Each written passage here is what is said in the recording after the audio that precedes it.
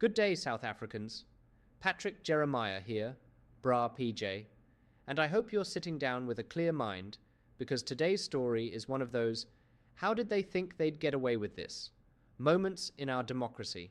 We are lifting the lid, completely, without mercy, on what might be the biggest financial misstep, the biggest PR fantasy, and the most irresponsible tourism stunt in recent history, the proposed R1 billion Tottenham Hotspur sponsorship deal. A deal cooked up behind closed doors, sold to the public as global exposure, rubber-stamped by insiders who thought the rest of us wouldn't notice, and now sitting under the bright, unforgiving spotlight of an official SIU criminal investigation. This wasn't just a bad idea. It wasn't just a wasteful idea. It was an idea so wildly out of touch with ordinary South African reality that you must almost ask yourself, was this incompetence or intention? Because while millions of South Africans wake up every day choosing between taxi fare and bread, while tourism SMMEs are closing their doors, while heritage sites crumble and rural tourism towns rot, somehow someone thought spending R1 billion on a foreign football club's shirt sleeve made sense. And here's the thing, my people. These weren't small players. These were board members, executives, political appointees, people who handle your public money, your mother's tax, your grandmother's pension deductions, your electricity levies, your VAT every time you buy a quota. All of it was nearly funneled into a London football team, and they expected nobody to ask questions. But tonight, we are asking every question. Because by the time we finish, you will know who drafted this deal, who pushed it, who ignored procurement laws, who stood to benefit, who looked the other way, and who might still walk away rich if we, the public, stop paying attention. And trust me, once we break down the numbers, the emails, the timelines, and the hidden beneficiaries, you may find yourself asking, was this really a tourism deal? Or was it a very expensive laundry basket disguised as marketing? Before we dive deep into the mess, I need something from you. And it matters today more than ever. If you're tired of corruption dressed like innovation, tired of billion-rand stunts while ordinary South Africans struggle, tired of leaders who gamble with public money like it's monopoly cash, then do this right now. Like this video. Share it with someone who cares about accountability. Comment with your thoughts, your anger, your questions, your theories, because your voice exposes their darkness. And hit that notification bell so you never miss an episode, because trust me, the Tottenham scandal is only the beginning. Now, let's open the file. Let's turn the lights on, and let's talk about R1 billion that almost disappeared into the London fog.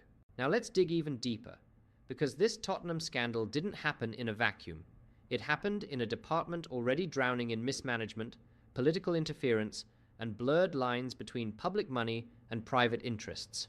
And when you trace the timeline from mid-2022 to early 2023, you begin to see a pattern that should worry every taxpayer in this country. A board acting like a private cartel, a minister pushing a deal without oversight, advisors warning of legal violations, and consultants already drafting rollout plans before the ink on the proposal was even dry. In fact, documents show that by November 2022, 2 months before the public announcement, SAT had already hired UK-based intermediaries to engage with Premier League clubs, meaning work started before any procurement process existed, and according to internal finance records, at least R14 million was already earmarked for preparatory marketing work, which is irregular because you cannot prepare for an unapproved expenditure, and Treasury was not consulted even once. By December 2022, Tottenham's commercial department had sent a draft memorandum of agreement to SAT expecting signature by January 2023, and here's where you must pay attention. The board chairperson, acting CEO Themba Khumalo, and at least 3 SAT executives travelled to London for exploratory meetings that cost taxpayers roughly R3.2 million, all before a single approval from the Minister of Tourism, the DG, or Treasury. Travel that PFMA Section 80 classifies as irregular expenditure when done outside the authorized budget framework. Meanwhile, the internal legal team repeatedly wrote warnings like the January 18th memo stating, "Proceeding exposes the board to criminal liability under the PFMA," but those warnings were ignored. Instead, the board scheduled a signing ceremony for 15th of February 2023, even though Treasury had already sent a written rejection on 9th February, and the minister's special advisor issued a report calling the deal illegally constituted, financially reckless, and non-compliant with Treasury regulations. Now I want to ask you, my people, what does it tell you when a board is racing ahead to sign a billion-rand contract that has already been rejected by every legal and financial authority in government? Is that incompetence or intention, clumsiness or corruption? And why were intermediaries and consultants so confident the contract would be signed that they had already begun assembling activation teams and planning brand deployment campaigns for Tottenham's 2023-2024 season, almost as if they knew approval was guaranteed, regardless of the law? And here's your question of the day. When powerful people act like the rules don't apply to them, who are they protecting? Themselves or the South African public? Let me know in the comments, and if you're finding value in this deep dive, hit like, share this video with someone who still believes government money is being handled responsibly. Drop your thoughts below and make sure you're subscribed with notifications on, because the next segment exposes the names, the networks, and the money trails that were never supposed to be seen. And now we move into the part they never wanted the public to examine: the people, the positions, and the power networks behind this R1 billion Tottenham deal. Because once you strip away the glossy PowerPoint presentations and the global branding buzzwords, you start to see a tight circle of political elites, senior officials, and outside consultants pushing a deal that had no economic rationale, no public mandate, and no compliance footprint. For example, by the time the proposal reached the public in January 2023, insiders claimed that at least 6 senior SAT executives, including board chairperson Dr. Thozama Malana and acting CEO Themba Khumalo, had already committed to the agreement informally, while politically connected consultancy firms like Wheeler and Hughes Global, linked to 2 former SAT board members, had positioned themselves to earn facilitation fees worth between R48 million and R72 million over the lifetime of the contract, fees that were never disclosed in any official documents. And according to whistleblower reports submitted to the SIU, certain executives were allegedly promised international placements and post-contract opportunities if they ensured the Tottenham deal went through, effectively turning a national tourism strategy into a private career ladder. Then, look at the politics. At the time, Minister Lindiwe Sisulu was in the middle of her ANC leadership campaign, and sources inside the department say that the Tottenham announcement was meant to serve as a flagship achievement to boost her visibility ahead of the 2022 elective conference, a political motive that has nothing to do with tourism benefit and everything to do with factional warfare. And here's the chilling part. SAT's financial team calculated the potential return on investment and estimated that the deal would bring in approximately R60 million in measurable tourism value annually, meaning the country was about to spend R912 million over 3 years to make R60 million, a loss so massive that even Treasury called it fiscally irrational and unjustifiable under the PFMA. Yet, despite all this, insiders were still pushing to sign by 15th of February 2023, and we must ask ourselves why. Who was expecting commissions? Who was promised jobs? Who had relationships with Tottenham's brokers? And why was public money treated like a private playground? And this, my people, is where I want your insight. When you see a billion-rand deal being forced through every legal red light, do you think this is greed, desperation, political games, or all of the above? Drop your opinions below, because this part of the story needs your voice. And before we move to the next segment, exposing the SIU's current findings and the potential criminal charges, make sure you're subscribed, make sure you've hit the notification bell so you don't miss what comes next, and share this video with someone who still thinks corruption only happens in small. Tender scams, not billion-rand international deals crafted in boardrooms far from the people who pay for them. Now let's talk about the moment everything started smelling like a week-old fish. The internal pushback, the warnings, legal memos, red flags, and quiet objections that were raised long before the Tottenham Hotspur deal ever landed in the media. Inside the Department of Tourism, senior officials reportedly cautioned that the proposal had no market research, no tourism impact analysis, no Treasury concurrence, and no PFMA justification for spending R1 billion in public funds on a foreign football club.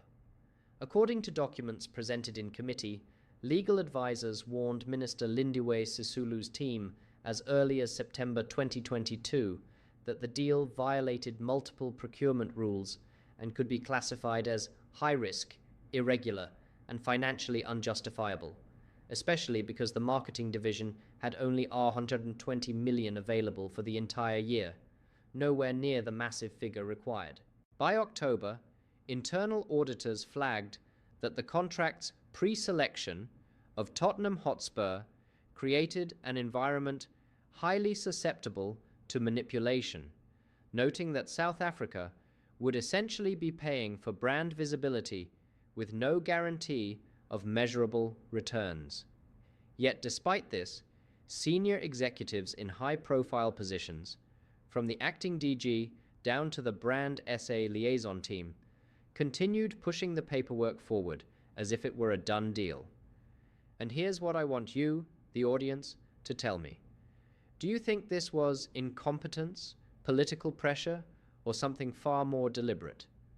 Was this a case of people ignoring warnings, or people hoping nobody would notice until it was too late? Drop your thoughts below. I'm reading every comment. Once the internal warnings were ignored, the entire Tottenham deal moved into what investigators now describe as a predetermined outcome. And this is where the SIU's interest sharpened like a knife, because suddenly, senior figures began behaving as if the contract had already been approved, even though no lawful process had taken place.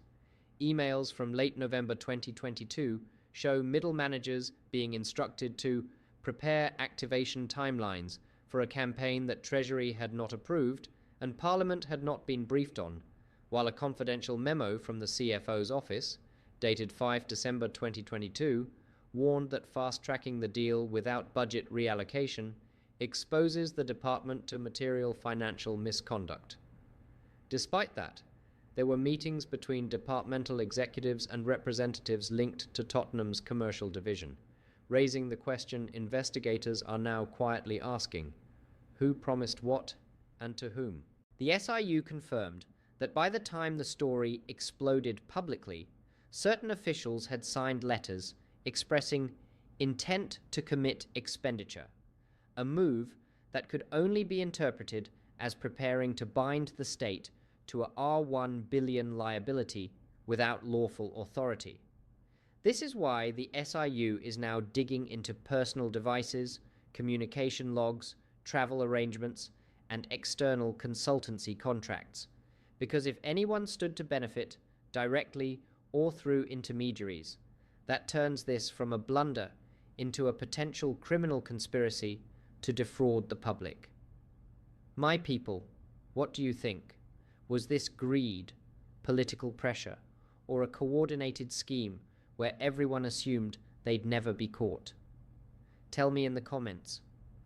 And if you're watching this far, make sure you hit like so the algorithm pushes this story to more South Africans who need to hear it.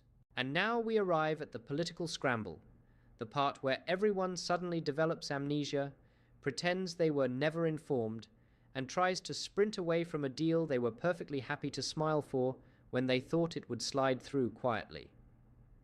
In February 2023, Just days after the story detonated publicly, senior ANC figures on the portfolio committee distanced themselves, claiming they had no prior knowledge of the R1 billion Tottenham proposal, even though multiple committee members had been copied in early briefings as far back as October 2022, and one internal note even states, "Committee leadership is aware and supportive."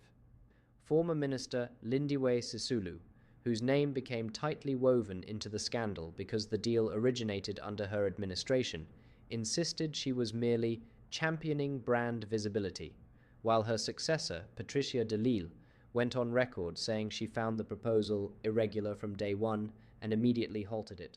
But here's where it gets interesting. SIU investigators are now reviewing whether political advisors, ministerial staffers, or external lobbyists may have facilitated or encouraged approval, because suddenly multiple high-profile personalities are contradicting each other, withholding documents, or submitting statements that don't match internal emails already seized. Treasury insiders even revealed that certain officials tried to bypass standard PFMA reporting channels, allegedly hoping to secure political cover after the fact. My good people of South Africa, here's the question I want you to answer. When politicians start pointing fingers in opposite directions, do you believe it's incompetence, guilt, or a coordinated cleanup operation? Drop your thoughts below. And before we move into the final part, hit that like button and share this video so more South Africans can understand what really went down. So now we step into the fallout, the part nobody can spin, soften, or sweep under a political carpet, because the SIU has officially converted this from a questionable proposal into a criminal investigation with real consequences, real subpoenas, and real names on the table. My good people, here's what's happening now behind the scenes. Detectives are pulling banking records, seizing laptops, reviewing email trails from 2021 to 2023, and cross-checking communications between SA tourism executives, ministerial staff, and the London-based intermediaries who allegedly stood to earn multi-million rand commissions if the Tottenham sponsorship landed. The SIU has already flagged possible criminality and intent to mislead Treasury, which means this isn't just about wasteful expenditure. It's about whether key players deliberately tried to bypass the Public Finance Management Act, exposing taxpayers to a R1 billion liability without lawful authority. And here's the twist.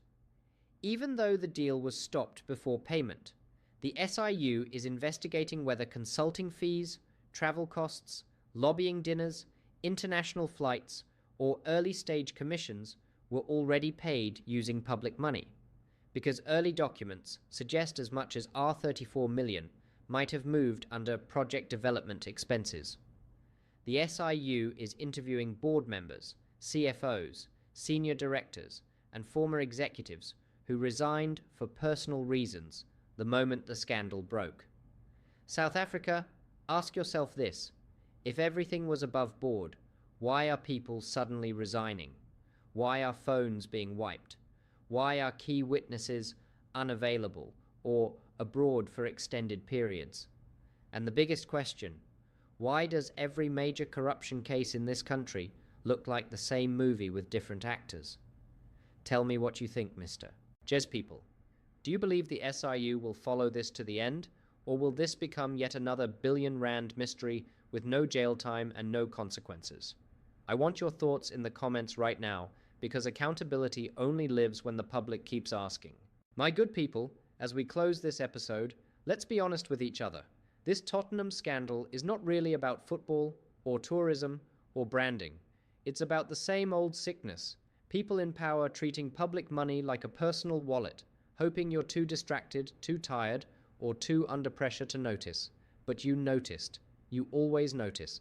And that's why these investigations only move forward when ordinary South Africans refuse to shut up. So here's your call to action. If you want more people to understand how close we came to losing R1 billion to a deal that made no financial sense, share this video with 2 people. your family WhatsApp group, that friend who loves football, or even someone who thinks corruption is just how things are. Hit, like so this video, fights its way through the algorithm. Drop a comment so we can keep the conversation alive, and hit that notification bell, because in this country, scandals break faster than we can cover them, and you deserve to stay informed, loud, and unshakable. Until next time, this is Bra PJ saying stay sharp, stay aware, and stay loud, because silence is how they steal, but noise is how we fight back.